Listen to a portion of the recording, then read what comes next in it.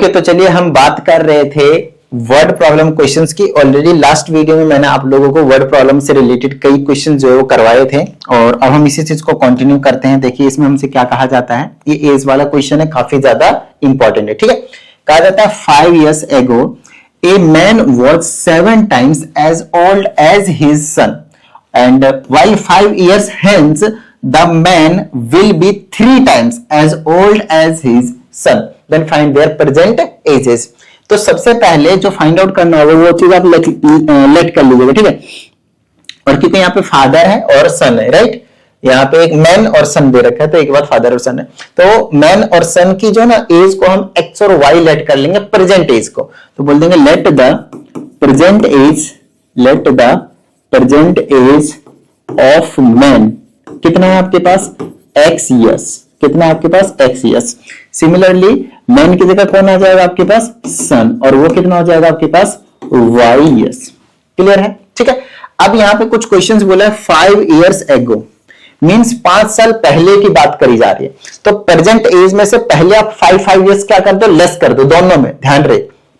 अगर आप अभी प्रेजेंट एज में आपकी कुछ पर्टिकुलर एज है, लेट से 15 है 14 है कुछ भी है, ठीक है, तो उसमें आप 5 years ago की बात करोगे तो उस टाइम पे आप क्या थे, 5 साल कम कर दो भाई, सिंपल सी बात है। तो दोनों में एज कम होगी, एक में मत कर देना। ठीक है, तो यहां पे आप लिख सकते हो वैसे 5 years ago, इसमें क्या था आपके पास, जो मैन था मैन वो कितने साल का रहा होगा, x माइनस 5 years का रहा होगा, राइट, 5 साल कम कर दिया। और जो आपके पास सन रहा होगा आपके पास वो कितना रहा होगा, y माइनस 5 years का रहा होगा। क्लियर है यहां तक? ठीक है भाई।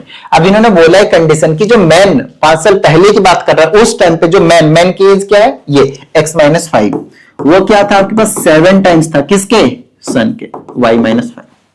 क्लियर है? सिंपल है, यहां से इक्वेशन बन जाएगी x माइनस 5 मल्टीप्लाई कर दो 7y माइनस का 35, इधर उधर कर दो, क्या बन जाएगा भाई, x माइनस का 7y और इसको उधर बोल देंगे तो प्लस हो जाएगा, तो माइनस का 30 बना लेगा। This is your first equation, no problem.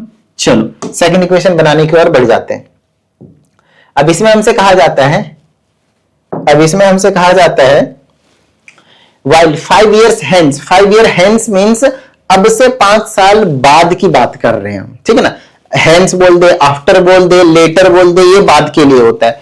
एगो बोल दे, बिफोर बोल दे, ये आपके लिए पहले के लिए होता है। ठीक है, चलो तो अब 5 साल हेंस की बात कर लेते हैं, यहां पे लिख देते हैं 5 years हेंस। तो 5 years हेंस के बाद क्या हो जाएगी, मैन की एज कितनी हो जाएगी भाई, x प्लस 5 years हो जाएगी, राइट। चलो वहीं पे आपके पास जो सन की एज कितनी हो जाएगी आपके पास, y प्लस 5 years हो जाएगी। Got it? चलिए भाई आगे की बात करते हैं। अब इसमें फिर से कंडीशन दिया है कि the man will be 3 times, तो 5 years लेटर जो मैन होगा वो 3 टाइम्स हो जाएगा। तो चलो फिर से वही चीज कर देते हैं, मैन जो है आपके पास वो 3 टाइम्स हो जाएगा, किसके, सन के। ऐसा कुछ आपको जो है देखने को मिलेगा। अब यहां से सॉल्व कर देते हैं, एक इक्वेशन यहां से बन जाएगी x प्लस 5 और ये हो जाएगा 3y प्लस का 15 और you can say x minus 3y, 5 उधर जाएगा माइनस करेंगे 10। So this is your second equation. अब आपके पास फर्स्ट इक्वेशन भी है, आपके पास सेकंड इक्वेशन भी है। जिनको सॉल्व नहीं करना आता प्लीज पहले एक वीडियोस देख कर आइए जहां पे मैंने आप लोगों को सब्स्टिट्यूशन एंड एलिमिनेशन मेथड सिखाया है। सॉल्व करके जैसे आप x और y की वैल्यू निकालेंगे that is the present ages of the basically man and son. Got it? चलिए एक और हमारे पास एज वाला क्वेश्चन है, काफी ज्यादा इंपॉर्टेंट है एज वाले, तो इनको इग्नोर मत किया करो। इनके जैसा और भी क्वेश्चनों की जो प्रैक्टिस वो जरूर से जरूर करना है आप लोगों को, ठीक है। Again present age of a man is 3 years more than 3 times the age of her daughter. तो दोनों की पहले कुछ ना कुछ एज मान लेते हैं। चलो तो लेट कर लेते हैं, लेट प्रेजेंट एज ऑफ किसकी, विमेन ले लेते हैं। तो विमेन की कितनी हो गई आपके पास, x हो गई, और वहीं पे उसकी जो डॉटर है आपके पास, उसकी एज कितनी है आपके पास, y। ये हमने प्रेजेंट एज माने दोनों के, ठीक है। अब इसमें हमसे कहा जाता है कि भाई इन्होंने एक कंडीशन भी दे रखी है कि प्रेजेंट एज जो विमेन की है, मतलब जो x है, तो अकॉर्डिंग टू क्वेश्चन जो x है वो किसके इक्वल है, वो चीज देखते हैं हम। 3 times the age of her daughter, 3 years more than the 3 times the age of her daughter। तो उसके डॉटर के 3 times and then 3 more. So 3y plus 3 you can say. समझ में आई इतनी बात? So from here x minus 3y will be equal to 3. This is your first equation. चलो एक और इक्वेशन बनाने की कोशिश करते हैं. अब कहा जाता है 3 years hence, मतलब अब से 3 साल बाद. तो जैसे 3 years hence करेंगे, 3 years hence जो विमेन होगी आपके पास, उसकी एज हो जाएगी आपके पास x plus 3 years. ये सारी ईयर्स में, ठीक है, ईयर्स में. एंड जो डॉटर होंगे आपके पास, उनकी एज हो जाएगी, उसकी एज हो जाएगी आपके पास y plus 3 years. क्लियर है? ठीक है भाई. अब देखते हैं क्या कहा जाता है इसमें हमसे. अब कहा जाता है कि जब 3 years लेटर की बात करेंगे तो उस टाइम पे हमारे पास women's age will be 10 years more than twice the age of her daughter. तो विमेन की एज कितनी है? x plus 3. वो किसके इक्वल हो जाएगी? Twice the age of her daughter. Age will be 10 years more, twice of her age of her daughter and 10 years also more. ऐसे करके आपको करना है, ठीक है. चलो भाई, यहां से एक इक्वेशन बना देते हैं. x plus 3 2y plus 6 plus 10. तो ये हो जाएगा x plus 3 is equal to, अंदर लिया भाई, तो x minus 2y हो जाएगा. ये 3 उधर भेज दो, 16 में से 3 जाएगा 13. ये हो गया आपके पास सेकंड इक्वेशन. आपको फर्स्ट इक्वेशन पता है, सेकंड इक्वेशन पता है, दोनों को सॉल्व कीजिए, दोनों के परसेंटेजेस मिल जाएंगे, क्योंकि हमने परसेंटेजेस x और y ही लेट किया था. ठीक है भाई. आओ भाई नेक्स्ट क्वेश्चन की बात कर लेते हैं. Question number 11. ट्रेन वाला क्वेश्चन आपके पास क्वाड्रेटिक इक्वेशन में भी देखने को मिलता है और आपके पास यहाँ पे लीनियर इक्वेशन में भी देखने को मिलते हैं, तो थोड़ा सा ध्यान समझिएगा, ठीक है. और कुछ नहीं. अभी रो और कॉलम वाला क्वेश्चन कराया था पिछले वाले वीडियो में, रो और नंबर ऑफ स्टूडेंट्स वाला, कि इतने रो में बिठाए हैं, एक स्टूडेंट ज्यादा कर दिया, रो कम हो गया, रो स्टूडेंट कम कर दिया, रो ज्यादा हो गया, वो वाला क्वेश्चन, ठीक है. उसी टाइप का यहाँ पे कहा जाता है ये train covered A distance, certain distance, covered a certain distance at a uniform speed. कुछ डिस्टेंस कवर किया है और यूनिफॉर्म स्पीड, मतलब स्पीड आपके पास क्या है? फिक्स है. फिर हमसे कहा जाता है if the train had been 6 kilometre faster. अगर हमने ट्रेन को 6 किलोमीटर फास्ट कर दिया, it would have taken 4 hour less than the scheduled time. तो शेड्यूल्ड टाइम से उन्होंने क्या करा? टाइम थोड़ा सा कम लिया. देखो ये वाला फॉर्मूला यहाँ पे यूज होगा, speed is equal to distance upon time. तो यहां से डिस्टेंस का फॉर्मूला क्या हो जाएगा? Speed into time. तो लेट कर लेते हैं हम, जो स्पीड होगा, स्पीड वो हम लेट कर लेते हैं x होगा, और जो टाइम होगा, टाइम उसको हम ले लेते हैं y, ठीक है ना. और जो डिस्टेंस हो जाएगा हमारे पास, डिस्टेंस वो हो जाएगा आपके पास x इंटू वाई. देख लो x इंटू वाई, ठीक है. ये चीज आपको तुरंत समझ में आ जानी चाहिए. ओके, अब अकॉर्डिंग टू क्वेश्चन जाएंगे, ध्यान समझिएगा, ठीक है. डिस्टेंस फिक्स है, तो हमने डिस्टेंस को x इंटू वाई लिखा. डिस्टेंस किसके इक्वल? Speed into time. तो स्पीड कितना है? देखो 6 किलोमीटर कम कर दिया, स्पीड हमने 6 किलोमीटर कम कर दिया, और टाइम कितना लग गया? 4 आवर ज्यादा लग गया. सॉरी 6 फास्टर किया है, my mistake. 6 kilometre per hour क्या किया? फास्टर किया है. उसके बाद जो टाइम है आपके पास 4 आवर लेस किया, तो -4 आवर. अब ये दोनों क्या होंगे? इक्वल ही होंगे. तो ये हो जाएगा xy, ये हो जाएगा xy माइनस का 4x प्लस का 6y एंड माइनस का 24. xy से xy कैंसिल, इनको अंदर लाओ, तो ये हो जाएगा 4x माइनस का 6y इज इक्वल टू -24. आप 4 से डिवाइड कर सकते हो बोथ साइड, इक्वेशन छोटी हो जाएगी. नहीं 2 से कर दो, 2 से नहीं कट रहे 4 से. 2x माइनस का 3y इज इक्वल टू -12. नहीं भी करोगे तो भी कोई प्रॉब्लम नहीं, ये आपके पास फर्स्ट इक्वेशन आ गया, ठीक है. अब बाद में एक और इक्वेशन बनाने की जरूरत पड़ेगी हमें. अब बनाते हैं.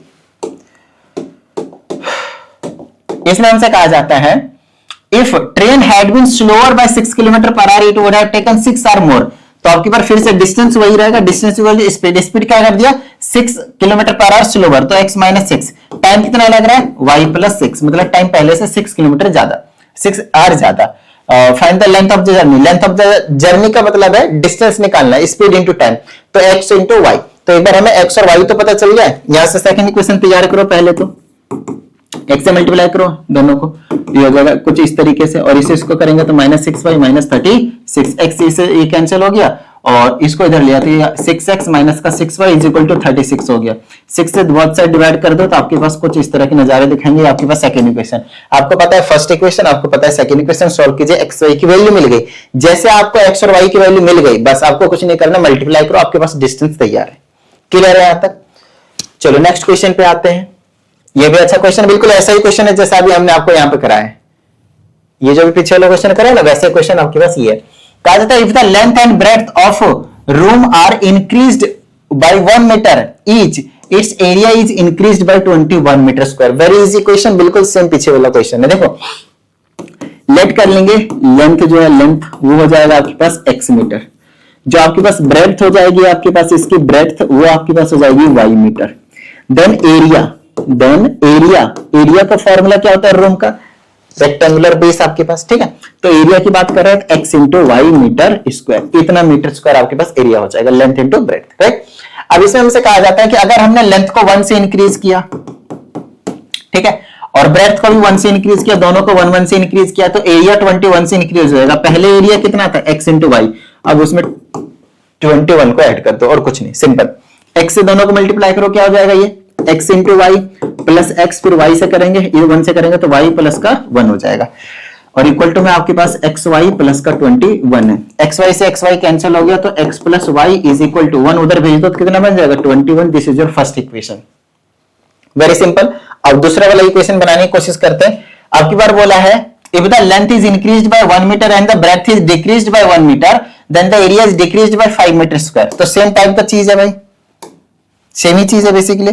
अब की बार लेंथ को एक से क्या क्या इंक्रीज किया और ब्रेड्थ को डिक्रीज किया, तो लेंथ को इंक्रीज कर दिया और ब्रेड्थ को हमने डिक्रीज कर दिया, तो एरिया पहले से 5 मीटर स्क्वायर क्या हो गया, कम हो गया, ठीक है। यहां से सेकंड इक्वेशन बनाते हैं, x y minus x plus y minus 1 equal to x y minus का 5। क्लियर है यहां तक? चलो भाई, यहां से हो जाएगा मेरे पास, इससे ये कैंसिल हो जाएगा, मेरे पास क्या बचा minus x plus y minus 1 उधर भेज दो तो माइनस का 4 बचा, ये आपके पास सेकंड इक्वेशन। फर्स्ट सेकंड को सॉल्व करो, एक्स वाई की वैल्यू मिला, पूछा क्या है, find the area of the room x into y, x into y, ठीक है। एक्स और वाई निकाल कर क्या करेंगे, मल्टीप्लाई कर देंगे, आपका काम बन जाएगा। हाँ, तो अब हमारे पास जितने भी टाइप के क्वेश्चन है उनको करने के लिए सबसे पहले ये देखो ब्लैंक स्पेस है, इसको हम यूज करेंगे एक चीज समझाने के लिए आपको। अभी तक आप लोगों ने जितने भी क्वेश्चंस देखे उसमें वेरिएबल्स जो थे एक्स और वाई थे जो हम लेट कर रहे थे वो न्यूमरेटर में देखने को मिल रहा था, और अब हम आपको कुछ ऐसे क्वेश्चंस कराएंगे जिसमें वेरिएबल्स जो होंगे वो आपके पास डिनोमिनेटर में देखने को मिलेगा। आओ समझने की कोशिश करते हैं इस टाइप के क्वेश्चंस को। जैसे कि मैंने बोला कि भाई 4/x है प्लस में 3/y है इज इक्वल टू 7 है, या फिर 4/x है माइनस 7/y है इज इक्वल टू 3 है, इस टाइप का कुछ भी चीजें दी हुई मिल सकती हैं इक्वेशंस में। अब इनको सॉल्व करके हमें x और y की जो वैल्यू है वो निकालना है। पहले इसको आप सॉल्व करना सीखे तो आगे के जो क्वेश्चंस होंगे वो आपको समझ में आ जाएंगे। आपको इस टाइप के क्वेश्चंस में क्या करना है, जब भी कभी वेरिएबल्स नीचे दिए होंगे तो उस टाइप के क्वेश्चंस में आपको ऐसे लिखना है, late 1/x is equal to कुछ और वेरिएबल लेट कर लोगे x और y के जगह पे, 1/y के जगह पे b, a और b लेट कर लिया, ठीक है।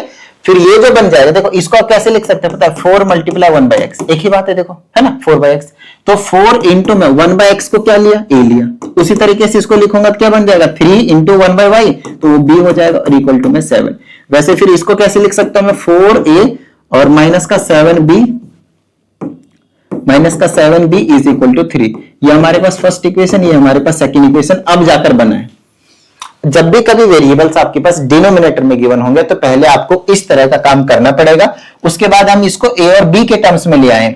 अब मैं इसको सॉल्व करूंगा, ध्यान सुनिए, अगर मैं अब इसको सॉल्व करूंगा तो मेरे पास a और b की वैल्यू मिलेगी, x और y की नहीं मिलेगी। और अगर मुझे a और b की मिल गई है तो मैं यहां पे सब्स्टिट्यूट करूंगा a और b की वैल्यू, फिर यहां से क्रॉस मल्टीप्लाई करके x और y की वैल्यू जो है वो निकालूंगा, ठीक है। अब समझने की कोशिश करते हैं क्वेश्चंस के अकॉर्डिंग बनेंगे क्वेश्चन इसी टाइप में, फिर हम उसको सॉल्व करेंगे, आपको मैं सॉल्व करके भी दिखाऊंगा, मुझे पता है इस टाइप में आपको प्रॉब्लम आएगी, नो प्रॉब्लम, ठीक है। अभी क्लियर कर देंगे। हमसे कहा जाता है कि जो राजन है वो ट्रेवल कर रहा है 320 किलोमीटर ट्रेन से एंड 180 किलोमीटर बाई कार, दो चीजें यूज कर रहा है, train and car. 320 kilometre train से ट्रेवल किया एंड 180 किलोमीटर आपके पास कार से ट्रेवल किया है, टेकिंग 7 आवर्स। कितने टाइम लगे, 7 आवर्स लगे, 7 घंटे का जो समय है वो लगा हुआ है, ठीक है। तो यहां पे हम क्या करेंगे, टोटल टाइम दिया हुआ है हमारे पास, जर्नी का टोटल टाइम दिया हुआ है, तो कुछ टाइम ट्रेन का लग रहा होगा और कुछ टाइम कार से लगे होंगे, दोनों का टाइम ऐड करेंगे तो हमारे पास निकल कर आ जाएगा टोटल 7 आवर्स, राइट। तो हम क्या करेंगे, हमें पता है कि speed is equal to distance upon time होता है, और टाइम का फॉर्मूला निकालेंगे तो डिस्टेंस अपॉन स्पीड हो जाएगा, राइट। तो हम क्या करेंगे, ट्रेन का टाइम निकालेंगे कि ट्रेन को कितना टाइम लग रहा है। तो ट्रेन का डिस्टेंस देखेंगे, ट्रेन का डिस्टेंस 320 और ट्रेन की ही स्पीड ले लेंगे। तो यहां पे दो चीजें आपको लेट करनी पड़ेगी कि लेट करते हैं, let train speed is equal to x kilometre per hour, x kilometre per hour, ठीक है। एंड जो आपके पास कार स्पीड, जो कार की जो स्पीड होगी वो आपके पास y किलोमीटर पर आवर। ये दो चीजें तो सबसे पहले आप क्या करोगे, लेट कर लोगे। क्लियर है? ओके। और अपॉन में क्या हो जाएगा, टाइम का डिस्टेंस अपॉन स्पीड, स्पीड क्या ले लिया हमने x। तो ये ट्रेन का टाइम हो गया किसमें, r में, ठीक है। वहीं पे अब कार का टाइम निकालूंगा, केस 1 है, ये केस 1 है क्योंकि दो दो केस आपको दिए होंगे दो इक्वेशन बनाने के लिए। तो कार का कितना हो गया, डिस्टेंस कितना है 180 किलोमीटर, स्पीड कितना लिया y किलोमीटर पर आवर। तो इस तरीके से हमारे पास r में आ गया ये दोनों टाइम। अब अकॉर्डिंग टू क्वेश्चन अगर मैं कर देता हूं तो आपको पता है कि टोटल जर्नी का टाइम जो है वो ट्रेन का टाइम और आपके पास कार का टाइम दोनों को ऐड कर देंगे तब जाकर 7 के इक्वल आएगा। इसको आप फर्स्ट इक्वेशन बोल रहे हैं अभी फिलहाल के लिए। अपॉन में है तो अभी जो पीछे थोड़ा सा तरीका बताया उस तरीके से हम इसको सॉल्व करेंगे। मैं पूरा सॉल्व करके बताऊंगा, टेंशन ना ले, ठीक है। आओ केस 2 बनाते हैं। केस 2 के केस में अगर आप देखोगे तो ट्रेन का टाइम कितना हो जाएगा, ट्रेन का टाइम देखो, ट्रेन का डिस्टेंस देखो 1 किलोमीटर, 160 किलोमीटर, 160 किलोमीटर और इसकी स्पीड x हो गई, प्लस में कार की 240 किलोमीटर और इसकी स्पीड y हो गई। टाइम कितना लग रहा है, ही टेक्स 1 आवर लेस। तो पहले जितना समय ले रहा था उससे 1 घंटा कम, पहले 7 ले रहा था तब 6 घंटे, ऐसा कुछ, ठीक है। अब दो इक्वेशन बने हैं हमारे पास लेकिन वेरिएबल्स डिनोमिनेटर में है। तो जब भी कभी हमें वेरिएबल डिनोमिनेटर में मिलता है तो उस केस में हम क्या करते हैं भाई, ऐसा कुछ करते हैं, ध्यान समझिएगा। हम बोलेंगे let 1/x is equal to a, p q मैं मान सकते हो, आपकी मर्जी है, और 1/y is equal to b। तो ये वाला चीज जो क्या बन जाएगा, 320a बनेगा अभी जैसे पीछे समझाया, और 180b बनेगा इक्वल टू में 7। तो इसको आप थर्ड इक्वेशन बोल दोगे, ठीक है। और ये आ जाएगा 160 टाइम्स a हो जाएगा, प्लस में ये कितना हो जाएगा 240 टाइम्स b हो जाएगा इज इक्वल टू में 6, और इसे हम फोर्थ इक्वेशन बोल देंगे। कुछ नहीं, इन दोनों को पहले सॉल्व करो फिर बात करते हैं, ठीक है। आप समझते हैं, इसको मैं 2 से मल्टीप्लाई कर देता हूं तो इक्वेशंस मतलब कोएफिशिएंट सेम हो जाएंगे। फर्स्ट इक्वेशन को मैं एज इट इज रख रहा हूं, इसको 2 से करेंगे 320 हो जाएगा a, 2 से करेंगे तो कितना हो जाएगा 480 और b हो जाएगा, और 2 से मल्टीप्लाई करेंगे तो 12 हो जाएगा। साइन चेंज कर देंगे तो ये कैंसिल हो जाएगा, इनको माइनस करेंगे तो 300 बचेगा, आई थिंक 300b। देख लो एक बार अच्छे से बेहतरीन तरीके से, माइनस का बचेगा नो डाउट, 300 बचेगा, 80 गायब हो गया, 100 और गायब होगा तो 300 बचेगा नेगेटिव का। यहाँ पे नेगेटिव का 5 बचा, तो b की वैल्यू कितनी आई, माइनस माइनस कैंसिल, 5/300 कैंसिल कीजिए 5 से, तो 1 में कितना आया 60 आया। b की वैल्यू कितनी आई 1/60 आई। किसी भी तरह की कोई प्रॉब्लम, अब ये जो b की वैल्यू है 1/60 किसी में भी सब्स्टिट्यूट कर दो, फर्स्ट सेकंड जो भी आपको सही लगे, नो प्रॉब्लम, ठीक है। तो यहां पे हम यूज कर लेते हैं फर्स्ट वाली equation, 320a plus 180b is equal to 7। ये हो जाएगा 320 इंटू, सॉरी a की वैल्यू नहीं आई हमें, b की मिली है ना 1/60, तो यहाँ पे 180 इंटू में b की जगह पे 1/60 पुट कर दो इक्वल टू 7। ये हो जाएगा 320 टाइम्स a प्लस में 0 0 6 18 3 बचा इज इक्वल टू 7। तो ये हो जाएगा 320a इज इक्वल टू 3 उधर कर दो तो बचेगा 4, है ना, 7 - 3 4। यहाँ पे a हम निकाल देंगे तो आ जाएगा 4 डिवाइडेड बाय 320, तो यहाँ से a की वैल्यू आ गई, इससे इसको कैंसिल, चलिए 32 1/80। हमने a की वैल्यू निकाल दी और हमने b की वैल्यू निकाल दी। a की 1/80 थी और b की 1/60, लेकिन हमें तो b और a की वैल्यू निकालने के लिए तो बोला ही नहीं गया था। हमसे क्या बोला गया था, हमसे बोला गया था भाई आप लोग मुझे क्या बता दो, क्वेश्चन देख लेते हैं, speed of train and car, और जिसे हमने क्या माना था x एंड y। तो यहाँ पे जो हमने सब्स्टिट्यूशन करी थी वहां पे हम पुट कर देंगे इस वाली जगह पे, इसके जगह पे 1/x is equal to a के जगह 1/80 है, क्रॉस मल्टीप्लाई करोगे तो x के जगह पे कितना आ जाएगी 80 किलोमीटर पर आवर, स्पीड थी ना इसीलिए पर आवर। उसके बाद यहां पे करेंगे तो 1/y इज इक्वल टू 1/60, तो कार की स्पीड कितनी होगी आपके पास 60 किलोमीटर पर आवर। तो इस तरह से आपको जो काम है वो करना पड़ेगा एट द एंड। तो ये सॉल्व करने का आई होप आप सभी को ये जो तरीका है वो समझ में आया होगा। आइए कुछ क्वेश्चन इसमें इसी टाइप के बनते हैं। एक तो आपके पास ये स्पीड वाला करवा दिया, दूसरा बोट वाला बनता है, स्ट्रीम वाला बनता है, और तीसरा आपके पास बनता है वर्क और टाइम वाला, तो वो भी हम आपको करवा देते हैं। आओ समझने की कोशिश करते हैं।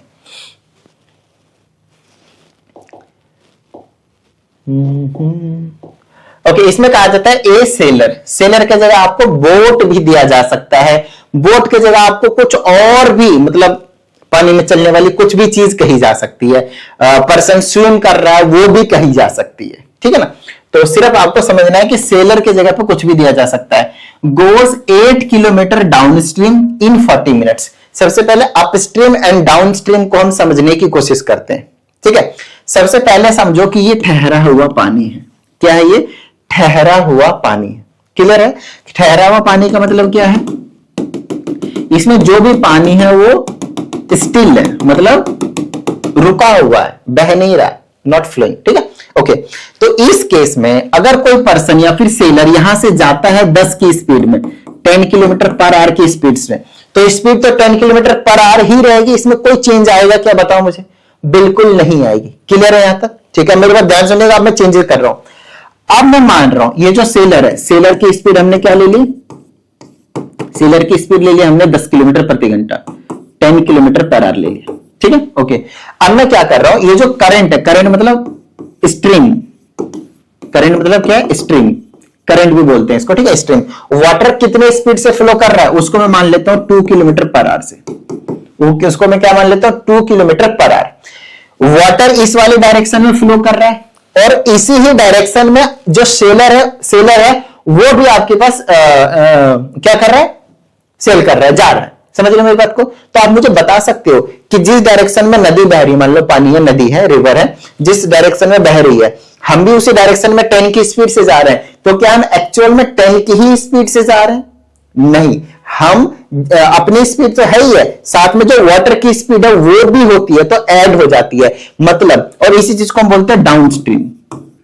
इसी चीज को क्या बोलते हैं हम? डाउन स्ट्रीम बोलते हैं। अच्छा, क्यों डाउन स्ट्रीम बोला जाता है? ये चीज समझ में आया? क्योंकि हम स्ट्रीम के साथ जा रहे हैं। इसको आप ऐसे समझ लो भाई, हमने उल्टा दिया इसको। समझ रहे मेरी बात को? हमने उल्टा दिया कि पानी भी नीचे जा रहा था और जो सेलर था वो भी आपके पास नीचे जा रहा था।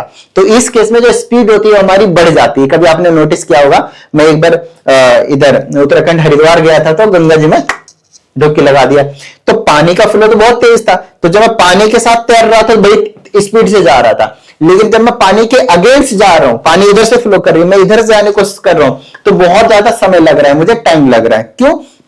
क्योंकि मेरी स्पीड तो होनी चाहिए जितनी है ये, लेकिन मेरी स्पीड में से जो वाटर का जो फ्लो है, जितनी स्पीड से जा रहा है उतने मेरी स्पीड में से काट दे रहा है, कम कर रहा है। लेकिन जब जिस डायरेक्शन में जो रिवर फ्लो कर रहा है कि उसी डायरेक्शन में मैं जा रहा हूं, तो पानी का भी स्पीड ऐड हो रहा है और मेरी स्पीड भी ऐड हो रहा है, तो दोनों से हमारी जो स्पीड है वो तेज हो जाती है। सिंपल से, मतलब सिंपल से है, नो प्रॉब्लम, राइट। ओके, अब मेरे बात ध्यान सुनिएगा। तो हम यहां पे दो चीजों की बात करते हैं, एक बात करते हैं डाउन स्ट्रीम की, डाउन स्ट्रीम की, और एक बात करते हैं हम अप स्ट्रीम की, अप स्ट्रीम की। इन दोनों के केस में हमें स्पीड समझना होता है। तो यहां पे हमें दो चीजें समझनी होती है कि एक स्पीड होती है आपके पास सेलर की स्पीड, सेलर की स्पीड आप क्या ले लोगे? बोट दिया रहेगा तो बोट की स्पीड ले लोगे x किलोमीटर पर आवर, और दूसरी रहेगी स्ट्रीम की स्पीड, स्ट्रीम बोलो या फिर करंट लिखा रहेगा, करंट की स्पीड, ठीक है। यहां तक इसको आप हमेशा क्या लोगे? y kilometre per our, y kilometre per our. और यहां से आप down stream and up stream की स्पीड पता कर सकते हो। बताओ डाउन स्ट्रीम की स्पीड कितनी होगी? दोनों ऐड हो जाएंगे जब डाउन स्ट्रीम में जा रहे होंगे, राइट, स्पीड तेज हो जाएगी, तो x plus y kilometre per hour हो जाएगी। वहीं जब आप अगेंस्ट जा रहे होगे, पानी उधर से इधर फ्लो कर रहा है, मैं इधर से चढ़ने की कोशिश कर रहा हूं, जाने की कोशिश कर रहा हूं, तो आपकी जितनी स्पीड होगी उसमें से कम हो जाएगा। कितनी स्पीड? जितनी स्पीड वाटर की होगी, राइट। तो आपकी स्पीड x हो गई, उसमें से वाटर की स्पीड माइनस कर दो स्ट्रीम की, x minus y kilometre per hour. क्या इतनी बात समझ में आ गई? तो डाउन स्ट्रीम की स्पीड और अप स्ट्रीम की स्पीड आप लोगों को बेहतरीन तरीके से समझ में आ जाना चाहिए। बच्चे यहां पे कंफ्यूज होते हैं कि यार अप स्ट्रीम है, ऊपर जा रहा है तो बढ़ेगा। नहीं भाई, चीजों को समझने की कोशिश करो थोड़ा सा, ठीक है। अब आते हैं क्वेश्चन के ऊपर। कहते हैं सेलर है 8 किलोमीटर डाउन स्ट्रीम गया, नीचे गया है, तो उसको टाइम कितना लगा? 40 minutes, and returns back to his starting point in 1 hour, और वापिस आ जाता है, मतलब अपस्ट्रीम की बात करेगा। तो पहले डाउन स्ट्रीम का टाइम पता करो, टाइम कितना है आपके पास? 40 मिनट्स लग रहा है ना। तो हमें पता है speed is equal to distance upon time होता है, तो टाइम क्या हो जाएगा? डिस्टेंस अपॉन में स्पीड, ठीक है। तो यहां पे मैं लिख लेता हूं डाउन स्ट्रीम का टाइम, डाउन स्ट्रीम का टाइम कितना हो जाएगा बताना जरा।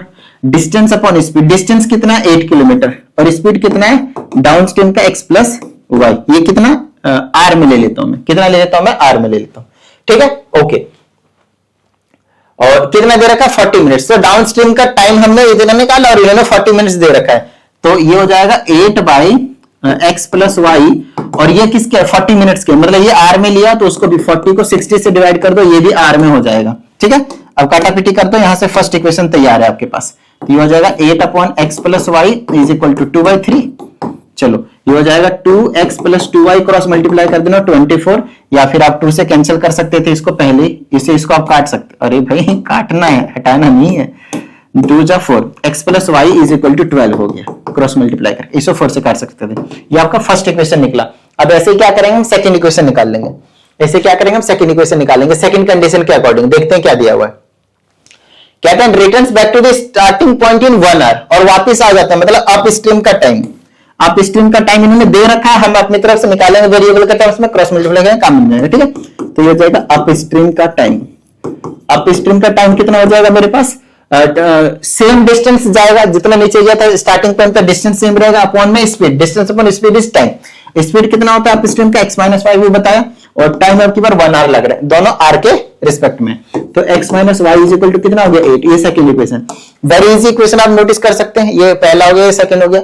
सॉल्व करते हैं आपको x और y की वैल्यू मिलेगी, मतलब सेलर की स्पीड मिल गई, बोट दिया रहेगा, इंजन दिया रहेगा, कुछ भी दिया रहेगा उसकी स्पीड आ गई, और y आपके पास हमेशा करंट या फिर स्ट्रीम की स्पीड होती है। क्लियर है यहां तक? वेरी इंपॉर्टेंट क्वेश्चन, ध्यान रखिएगा, easy but important, easy but important. Let's move towards our last question of this video. अगर आप लोगों को किसी भी क्वेश्चन में किसी भी तरह की कोई भी प्रॉब्लम आती है तो आप इस नंबर पे भेज दें, मैं पूरी कोशिश करूंगा टाइम पे आप लोगों का जो सॉल्यूशन है वो अपलोड कर दूं। आइए इस क्वेश्चन की बात करते हैं। अगेन इस क्वेश्चन में भी बहुत सारे स्टूडेंट्स का जो डाउट है वो रहता ही रहता है, तो टेंशन नहीं लेना, थोड़ा सा दिल को थाम कर बैठिए और आसानी से, मतलब थोड़ा सा जो है वो मैं समझाने की कोशिश करूंगा, समझने की कोशिश कीजिएगा। थोड़ा सा कंफ्यूजन क्रिएट होता है, इस चीज को मैं भी मानता हूं, बट थोड़ा सा ध्यान समझिएगा तो बात बन जाएगी।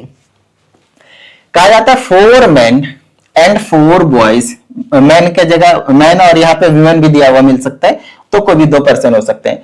Can do a piece of work in 3 days, 3 दिन में काम कर सकते हैं। अगर 4 मैन हुए और 4 बॉयज हुए तो 3 दिन में काम का सफाया फिनिश हो सकता है, कंप्लीट हो सकता है। दूसरी चीज, वाइल 2 men एंड 5 boys हो जाए, अगर मैन अगर 2 हो जाए और बॉयज अगर 5 हो जाए, तो उस केस में can finish it in just 4 days, मतलब अब की बार 1 दिन ज्यादा लग रहा है, तो अब की बार 4 दिन लग रहे हैं। उसके बाद हमसे कहा जाता है how long would it take 1 boy to do it and just for man, तो एक आदमी को करने में अकेला कितना समय लगेगा और एक बॉय को करने में अकेला कितना समय लगेगा, वो हमें इसमें बताना है। आइए समझाने की कोशिश करते हैं। मान लेते हैं let work finished by man is equal in x days, x दिन में मान लेते हैं कि मैन कंप्लीट कर लेता है, और मैन की जगह पे क्या हो सकता है आपके पास बॉय, एक बॉय, तो कितना हो सकता है y डेज मान लेते हैं। दोनों के दिन हमसे पूछे, उसी को हमने x और y ले लिए कि कितने दिन में कितने समय में ये लोग क्या कर लेंगे, काम को कंप्लीट कर लेंगे। यहां पे डे में बात करेंगे, डे में बात हो रही है, ठीक है। चलो उसके बाद क्या करना है, मेरी बात ध्यान से सुनिएगा। हमें क्या दे रखे हैं भाई, थोड़े से दिन जो है वो दे रखे हैं, ठीक है। अच्छा पहले ये समझो कि भाई एक वर्क था, वर्क कितना था, 1 था, 5 था, 10 था, कितना भी हो सकता है, ठीक है। दैट इज कंप्लीटेड बाय, कुछ न्यूमेरिक वैल्यू लेता हूं आपको बेहतरीन तरीके से समझना। मानते हैं कि 10 वर्क थे, कितने थे, 10 वर्क थे, 10 वर्क थे, 10 वर्क थे, ऐसा मान लिया हमने, ठीक है। अच्छा 10 वर्क थे, और मान लेते हैं कि ये 10 वर्क जो है वो 4 दिन में कंप्लीट होते हैं, या फिर 5 दिन में कंप्लीट होते हैं, 5 डेज में कंप्लीट होते हैं। तो आप मुझे बता सकते हो कि 1 डे का काम कितना होगा, एक दिन का काम कितना होगा, समझे मेरी बात। अगर 10 वर्क है, काम टोटल 10 है, वर्क लिख दिया मैंने, काम टोटल कितना है 10 है, तो एक दिन का काम कितना हुआ, 2 हुआ या नहीं हुआ, क्योंकि 5 दिन में कंप्लीट हो रहा है, एक दिन में 2 कंप्लीट हो रहे होंगे। तो आप क्या करते हो, यहां से 1 डे रखते हो और 5 को इधर कर देते हो, तो 2 से इसको काट देते हो, 2 टाइम्स में डिवाइड में जाने के बाद, तो एक दिन का काम कितना है 2, समझ में आई इतनी बात। तो उसी तरीके से हम यहां पे क्या करेंगे, ध्यान समझिएगा। ये एक मैन का कंप्लीट कर रहा है x डेज में, तो एक दिन में एक मैन कितना काम कंप्लीट करेगा? तो ये x इधर चला जाएगा, जैसे मैंने 5 को इधर भेजा था 5 को, वैसे इसको x को इधर भेज दूंगा। और क्योंकि यहां पे वर्क क्या है, 1 वर्क है, 1 के नीचे चला जाएगा। तो मैं यहां पे लिखने जा रहा हूं देयरफॉर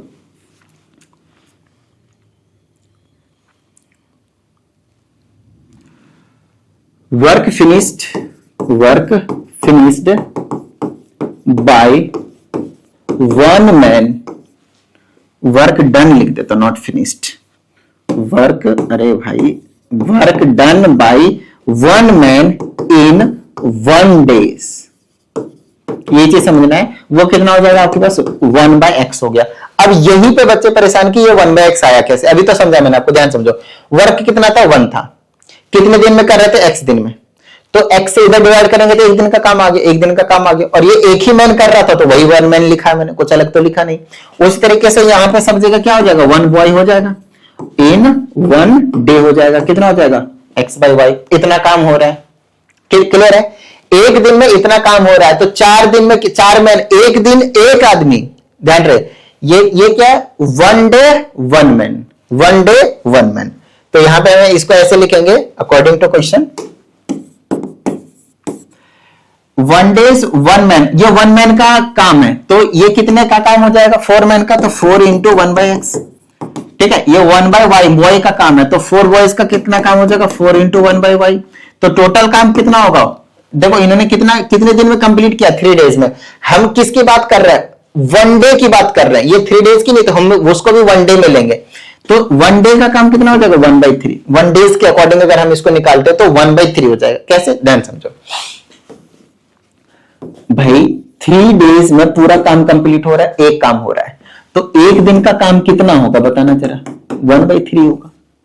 समझ में, इसको इधर भेज दिया और कुछ नहीं। 1 डे का काम, 1 डे का काम कितना हो गया आपके पास, 1/3 हो गया। मतलब 1/3 काम करेंगे, इतना इतना मिलकर। समझ में आई इतनी बात, 4 मैन 4 बॉय मिलकर, और इतना काम कर रहे हैं, इतना काम करे अकेले अकेले एक एक दिन का। तो ये टोटली मेरे पास इक्वेशन बनाओ तो ऐसे बनेगा, 4/x और 4/y इज इक्वल टू 1/3, और ये बन गया मेरे पास फर्स्ट इक्वेशन। अब चलो सेकंड इक्वेशन भी बनाते हैं। बिल्कुल अब तो मतलब सिंपल है।